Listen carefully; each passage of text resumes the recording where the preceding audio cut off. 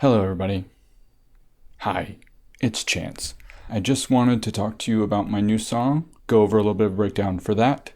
It's called Midwest EmoFi Hip Hop. It was a joke, a dumb joke that I had when I thought that those two things would sound funny if they were put together. Then I took the dumb joke and I made it. So let's get into it right now. Bobbity-bop. First, I wrote the initial guitar part, and unfortunately I didn't get any footage of myself recording that, but I imagine it went a little something like...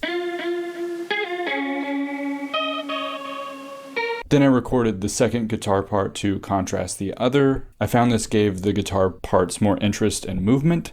I recorded a double of this part and panned it hard left and hard right to add space and to kind of thicken the sound in the stereo field. Together, the guitar part sounded like this.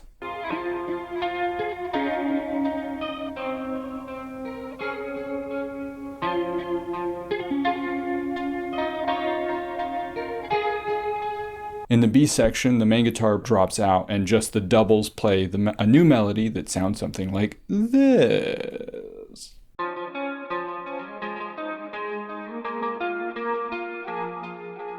In the last part of the song, I recorded the B section guitars on a new guitar take to add like a bunch of effects to give it this really glitchy rhythm and layered that over the initial melody, and that went a little something like...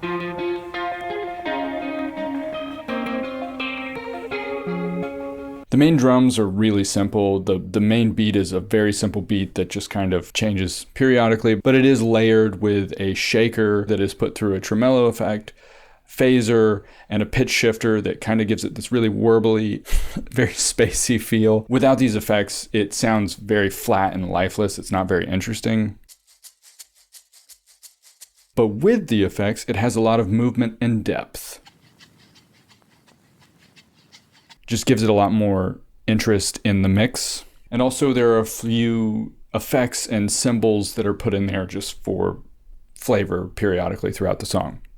The bass was played using the Reason electric bass instrument and the bassline generator. I set up the generator to trigger the sequence using the key that was pressed from the MIDI and using that as the root note. I then added a scales and chord MIDI player to ensure that any of the notes triggered by the sequence would be in the key of the song. From there, I tweaked the XY controls on the bassline generator until I got a bassline that I was feeling. I eventually found one that I liked a lot. The melody was very nice, but the rhythm didn't really kind of fit the song and it clashed with the drums a little bit. So what I decided to do was go in and manually change the rhythm in the bassline generator until it fit. And then I got something that I really liked.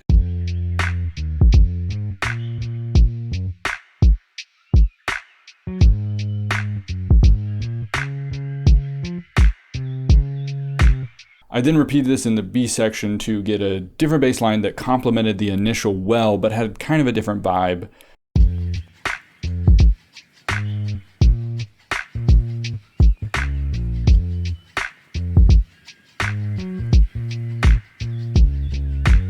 Lastly, it's time for the synths and the keys. Let's try that again. Keys.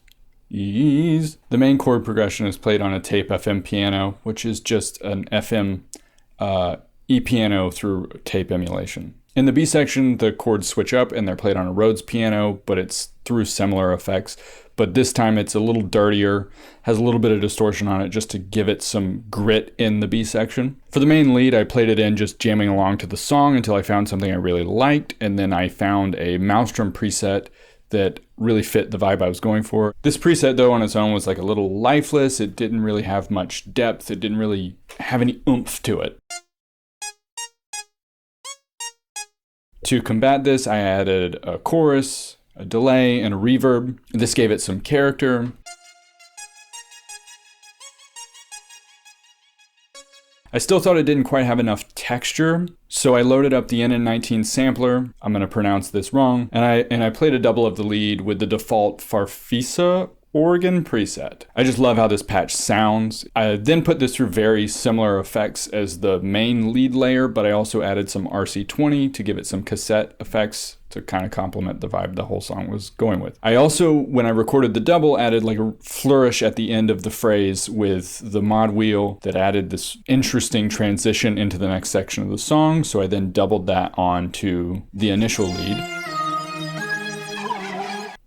In the B section of the song, I played a new lead using a patch that's kind of like an Atari style emulation, kind of chippy, but not really like very gritty. Found this really fit the vibe I was going for and didn't really have to do much to it other than just kind of change a few parameters here and there to just get the tone how I wanted it to really sit. I also added some tape, chorus, delay, and reverb because apparently that's what I'm doing to everything in this song, so yeah. In the last section of the song, just like the guitars that were layered and got very glitchy and stuff like that, all of these lead synths play together. The initial lead is playing what it plays in the A section of the song. But the other two lead synths are now layered together and they play a new melody that also includes this mod wheel flourish because I had to do it again because it was really fun. But it's a little different this time. So yeah, check it out.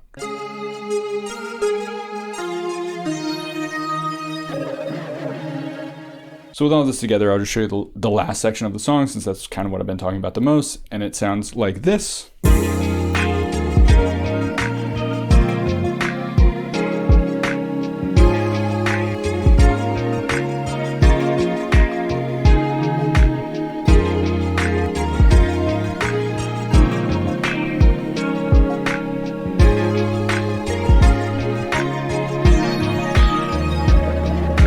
So I hope you enjoyed this breakdown. Please let me know what you thought.